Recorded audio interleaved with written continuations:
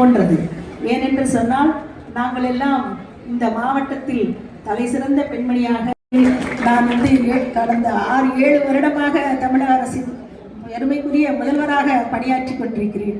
எப்பொழுது என்னால் முடிந்த உதவியை கடவுள் எனக்கு கொடுத்த ஆப்பர்ச்சுனிட்டியாக ஏழை எளிய மக்கள் என்னுடைய மருத்துவக் கல்லூரி மருத்துவமனையில் தெரிவித்துக் கொள்கிறேன்.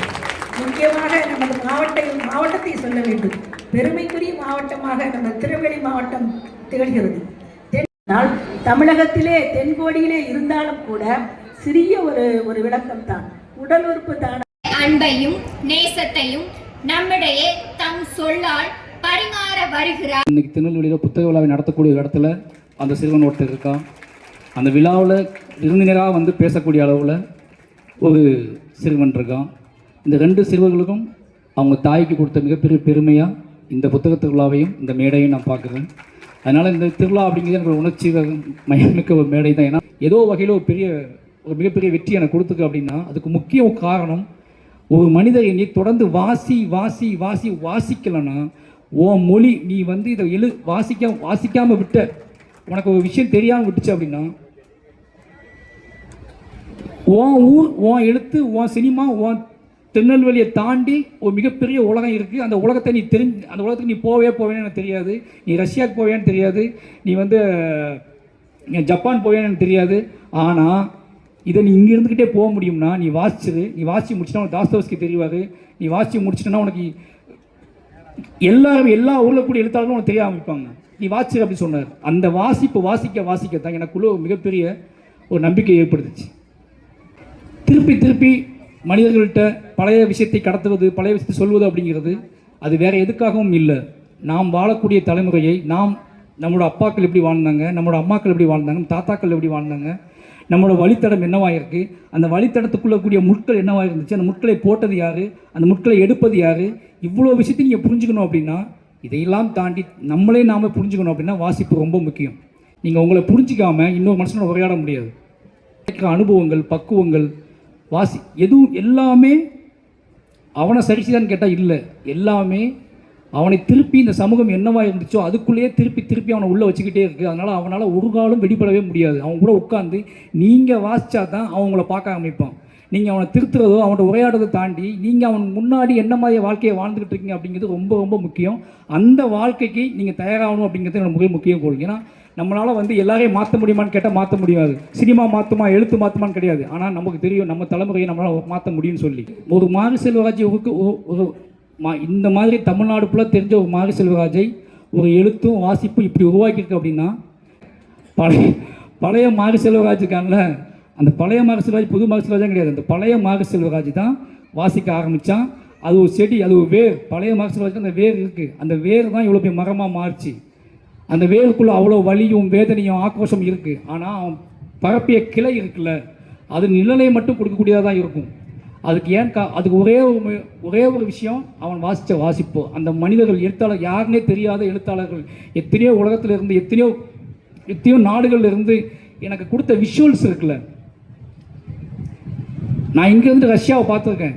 அந்த விஷுவல்ஸ் என்னை அவ்வளோ பண்படுத்தியிருக்கு. தயவு செஞ்சு தோழர்களே, தயவு செஞ்சு நண்பர்களே, உங்களுக்கு ஏதோ வகையில் என்னை பிடிக்கும் என்றால், ஏதோ வகையில் சினிமா பிடிக்கும் என்றால், இல்லை ஏதோ வகையில் நீங்கள் ஏற்றுக்கொண்டீர்கள் என்றால் தயவு செஞ்சு உங்கள் குழந்தைங்களோட, உங்கள் வீடுகளோட உரையாடுங்க, புத்தகங்களை வாசிங்க. புத்தகங்களை வாசிக்கிறது அப்படிங்கிறது ஒரு மேல்தட்டு பழக்கம். புத்தகங்களை வாசிக்கிறதுங்கிறது அது ஒரு ஃபேண்டசி. புத்தகங்களை வாங்கி வைக்கிறது கிடையாது. புத்தகங்களை வாசிப்பது என்பது நீங்கள் உங்களை பற்றி என்ன சொல்கிறது, உங்களுக்கான நிழலை நீங்களே உருவாக்கி கொள்வதற்கான ஒரே வழி புத்தகங்கள் மட்டும்தான். இந்த புத்தக திருவிழாவில் ரொம்ப உங்களை விரும்பி கேட்டுக்கிறது என்ன அப்படின்னா, இவ்வளோ பேர் வந்திருக்கீங்க, நல்ல புத்தகங்களை வாங்கிட்டு போங்க. வருஷம் புத்தக திருவிழாவை இதே கூட்டம் இருக்கீங்களா, இப்போ இருக்கீங்கள, என்னையை விட இந்த 10 நாளும் நான் ஒரு சினிமாக்காரன், நான் ஏதாவது பேசிட்டு போயிடும் உங்களுக்கு தெரிஞ்ச பையன். ஆனால் ரொம்ப காத்திரமாக ரொம்ப ஆழமாக பேசக்கூடிய எழுத்தாளர்கள் இந்த 10 நாளும் நிறைய பேர் இருக்காங்க. இதே மாதிரி நீங்கள் வாசிப்பீங்களோ இல்லையோ, இந்த 10 நாள் நீங்கள் தொடர்ந்து உட்காந்து கேட்டு போனாலே போதும், உங்களை வாசிப்போட ருசி உங்களுக்கு தட்ட ஆரம்பிச்சிடும். நீங்கள் புத்தகத்தை வாங்கிட்டு போய் வாசிக்கணும் அவசியம் இல்லை.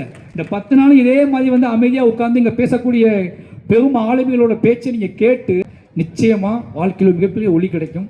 தயவு செஞ்சு வாசிப்புக்கு திரும்புங்கன்னு சொல்லி வாய்ப்புக்கு நன்றி கூறி விடைபெறுகிறேன். நன்றி, வணக்கம். அடுத்ததாக மருத்துவக் கல்லூரி முதல்வர் அவர்கள் நினைவுக்கு இடையும் வழங்கி சிறப்பு செய்வார்.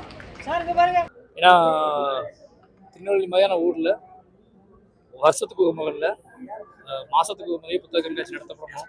ஏன்னா அப்படி ஒரு பேராசை பிடிச்சதுனால ஏன்னா திருநெல்வேலி சவுத்தில் வந்து எப்போவுமே வந்து வாசிப்பு வந்து ஒரு முக்கியமானதாக நான் நினச்சிட்டு இருக்கேன்.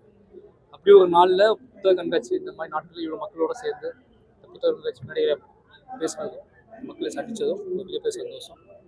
புத்தக கண்காட்சியை தொடர்ந்து நடத்துகிற அத்தனை பாப்பாசி கவர்மெண்ட் உள்ள அரசு ஊழியர்கள் எல்லாத்துக்குமே என்னோட மாவட்ட நிர்வாகம் எல்லாத்துக்குமே என்னோட முதல் நன்றியை தெரிவிச்சேன்.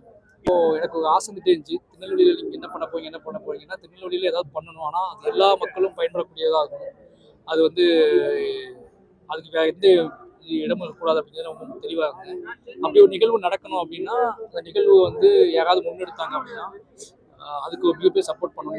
இலக்கியம் சம்பந்தமாக, வாசிப்பு சம்பந்தமாக இளைஞர்களுக்குள்ள வேற ஒரு பாதையை உருவாக்கக்கூடிய சில நிகழ்வுகள் நடந்தால் அதுக்கு முழு சப்போர்ட் பண்ணணும் அப்படிங்கிறது ஒரு பெரிய விஷயமா இருந்துச்சு. அதை தான் நான் அனௌன்ஸ் பண்ணேன். நமக்கு சோர்ஸை கொடுக்கலன்னு தான் அர்த்தம் பேர் குறையெல்லாம் இல்லை. நான் வரும்போது இருந்தால் தானே குறையும். இங்கே வந்து நான் இவ்வளோ காலம் வாழ்ந்துருக்கேன், திருநெல்வேலியில் வாழ்ந்துருக்கேன். நான் அப்படியான நிகழ்வுகளை சந்திக்கவே இல்லை. எனக்கு தெரியாமல் நடந்துச்சுன்னு கூட எனக்கு தெரியாது.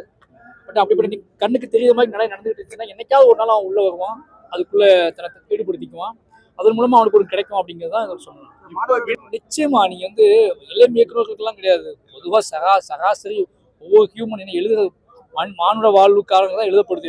எல்லா தகவல்களுமே எல்லா இலக்கியமுமே மானுட வாழ்வை மேம்படுத்துவதற்காக தான் எழுதப்படுது. அதனால் ஒவ்வொரு ஹியூமனுமே வாசிக்க வேண்டிய கட்டாயத்துக்கு இருக்கிறோம். ஏன்னா வாசிப்புங்க நான் சொன்ன மாதிரி தான், வாசிப்புங்கிறது தன்னிலை உணர்தல்.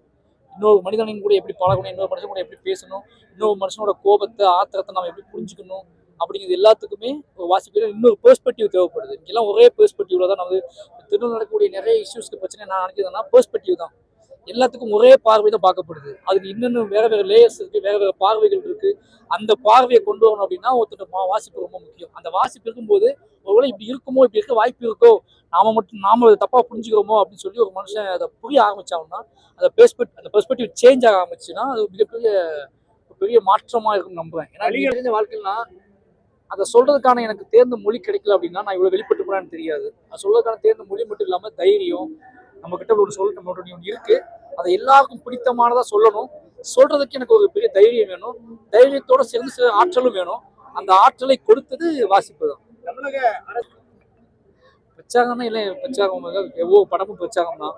என்னோட 5 படங்களுமே மானுட வாழ்க்கைக்குள்ள இன்னைக்கு தமிழ் சமூக வாழ்க்கைக்குள்ளே இருக்கக்கூடிய முரண்களை பற்றி இதெல்லாம் சரியா தவறா, இது வந்து நம்ம இதை எப்போ மாற்றிக்க போகிறோம் அப்படிங்கிற பிரச்சாரத்தை தான் நான் முதல்ல என்னோட படங்கள் மூலமாக வச்சுக்கிட்டே இருக்கேன். அது எப்பவுமே தொடரும். நான் அப்படி எந்த கட்சியிலுமே இல்லை. நான் திரைப்பட இயக்குனர்.